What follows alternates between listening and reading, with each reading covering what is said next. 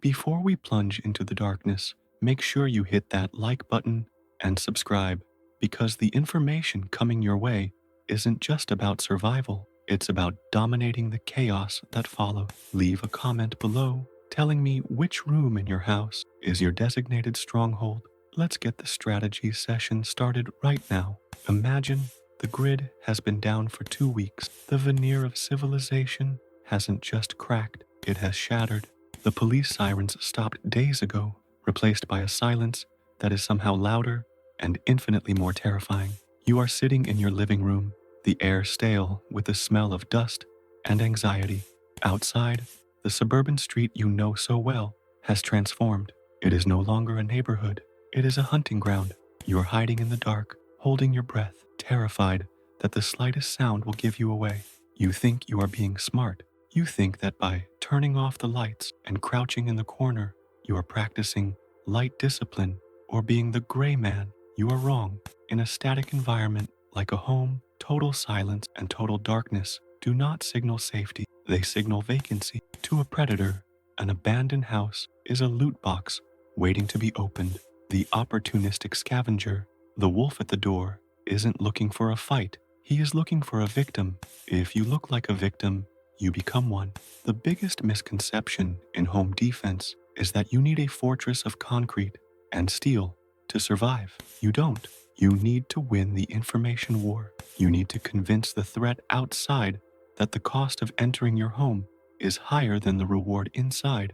And we are going to do that today using nothing but common household items, basic physics, and a ruthless refusal to be a victim. We are going to build psychological fortress, layer by layer. The first layer of your defense isn't your door, it's the story your porch tells. You need to manufacture the illusion of a threat that is primal and terrifying. Go to your closet or the garage and find the largest, most aggressive pair of work boots you can find. If you don't have them, get them from a thrift store now, before the world ends. We are talking size 12 or larger, heavy treads, battered and worn. You are going to take these boots and cake them in mud, drying them so they look used and heavy. Place them prominently right next to your front door. Next to them, place a large, beat-up dog bowl filled with fresh water. Here is the magic behind this simple tableau. When a scavenger is scouting your house, they are building a profile of the occupant. A pair of massive, muddy boots and a large dog bowl signals a very specific demographic: a large, physical male and a large, aggressive animal. It speaks to the reptile brain of the intruder. It says, a monster lives here. Even if you're living alone, even if you're elderly or injured, this visual cue forces the predator to recalculate their risk. They aren't just walking into an empty house anymore. They are walking into a potential mauling. You have planted the seed of doubt before they have even stepped onto your property. Now that we have established a visual threat, we need to weaponize sound. Silence is not your friend. Controlled noise is your sentry. You need a battery-operated radio, one that can run for weeks on a few AAs. Tune it to a talk radio station, or if the stations are dead, use a looped recording of a podcast or a conversation. Place this radio near the front door or a ground floor window. But here is the critical expert edge. Keep the volume low. You don't want them to hear the words. You want them to hear the cadence. Human beings are hardwired to detect the rhythm of speech. A low, indistinct mumble drifting through a door suggests multiple people are awake, alert, and communicating. This exploits the uncanny valley of silence. A predator expects a soft target to be asleep or hiding in terrified silence. The sound of casual conversation projects confidence and numbers. It masks your actual location and your actual numbers. The intruder now has to wonder how many people are in there. 2? 4? A whole crew? The scavenger wolf is a risk calculator. He wants an easy win. The sound of voices turns your home from a target into a gamble. And in a world without antibiotics, no one wants to gamble with a bullet hole or a knife wound. We must now address the ground beneath their feet.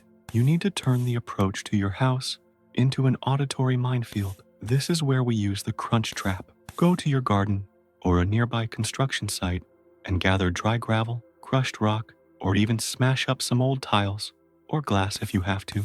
You are going to scatter this material across the approach paths to your windows and doors, specifically in the blind spots where a sneak thief would try to pry open a sash.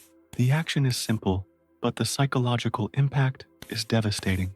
Stealth is the predator's armor. They rely on moving without being detected. When they step onto that gravel, the sudden, sharp crunch breaks the silence like a gunshot in their ears. It does two things instantly. Physically, it alerts you to their presence, but psychologically, it spikes their adrenaline and floods them with fear. They feel exposed. They feel watched. The noise strips away their advantage and makes them feel like the prey. A predator who loses the element of surprise is a predator who is already looking for an exit. You are using the texture of the ground to dictate their emotional state. While we are controlling the ground, we must also control the stage. An abandoned house is static. Nothing changes. An occupied, defended house is dynamic. It has agency. This brings us to the concept of the active perimeter. You cannot simply lock your door and wait. You must subtly change the environment daily. Move a patio chair from one side of the porch to the other. Shift the position of the blinds in an upstairs window. Clear a pile of wind-blown debris from the walkway. This might seem trivial, but to a watcher scouting the neighborhood, these are signs of life. It tells them someone is maintaining this space. Someone is watching back. It projects order in the midst of chaos. Predators are attracted to decay and neglect because it implies weakness. Order implies discipline, and discipline implies defense. By shifting the stage props of your home, you are engaging in a silent conversation with the street, asserting your dominance over your territory without ever showing your face. Now, let's look at the physical barrier itself, specifically your entry points. Most people think a locked door is a wall. It isn't. It's a suggestion. Standard residential doors are held in place by screws that are barely an inch long, biting into soft pine trim. One solid kick, and your front door becomes a welcome mat, the frame splintering like balsa wood. We need to fix this weakness, but we also want to sell the solution visually. You need to replace every screw in your strike plates and hinges with 3.5-inch hardened steel construction screws. When you drive these screws into the wall, you're no longer relying on the flimsy door frame. You're anchoring your door to the structural studs, the literal bones of the house. But here is the expert edge. Don't hide this fortification. If you have a secondary deadbolt or a heavy-duty slide bolt, install it. Make it visible. If you can, reinforce the glass in your door with shatter-resistant film, or even duct tape in a cross pattern if you are desperate. This isn't just about physics. It's about the hard target aesthetic. When a looter creeps up to check the knob and sees heavy hardware and reinforced glass, they get tactile feedback that says, this is going to be hard work. Hard work means noise. Noise means attention. They want to kick a door and be inside in 1 second. If your door looks like it will take 5 minutes and a sledgehammer to breach, they will move on to your neighbor's house, which is still secured with 1/2-inch screws. Let's move to the windows, specifically how you use light. We talked about the danger of total darkness, but the danger of uncontrolled light is worse. You need to employ the sniper's curtain. Go to your windows and seal the edges of your blackout curtains or heavy blankets with tape or tacks. You want to prevent light leakage, yes, but you also want to create a specific observation port. Cut a small slit or leave a tiny gap at eye level that is camouflaged from the outside. The magic here is asymmetry. You can see out, but they cannot see in. In a survival situation, information is ammunition. If you are just sitting in the dark, you are blind. If you have lights blazing, you are a target. By creating a sealed, controlled environment, you can use a small, shielded light inside to read, to work, to clean your gear, maintaining your morale without broadcasting your position. But the slit allows you to monitor the street. The psychological shift here is profound. You're no longer hiding, you're waiting. You are the spider in the web, sensing the vibrations of the world outside without revealing your location. Finally, we need a trap that assaults the senses of anyone foolish enough to breach your perimeter. We call this the blinding sentry. If you still have power or battery-operated motion light, do not position them to simply illuminate the area. Position them at head height, aimed directly into the eyes of an approaching figure.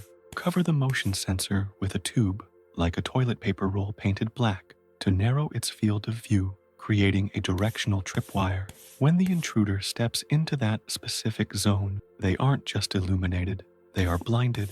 The sudden transition from dark adjusted vision to 500 lumens of white light is disorienting.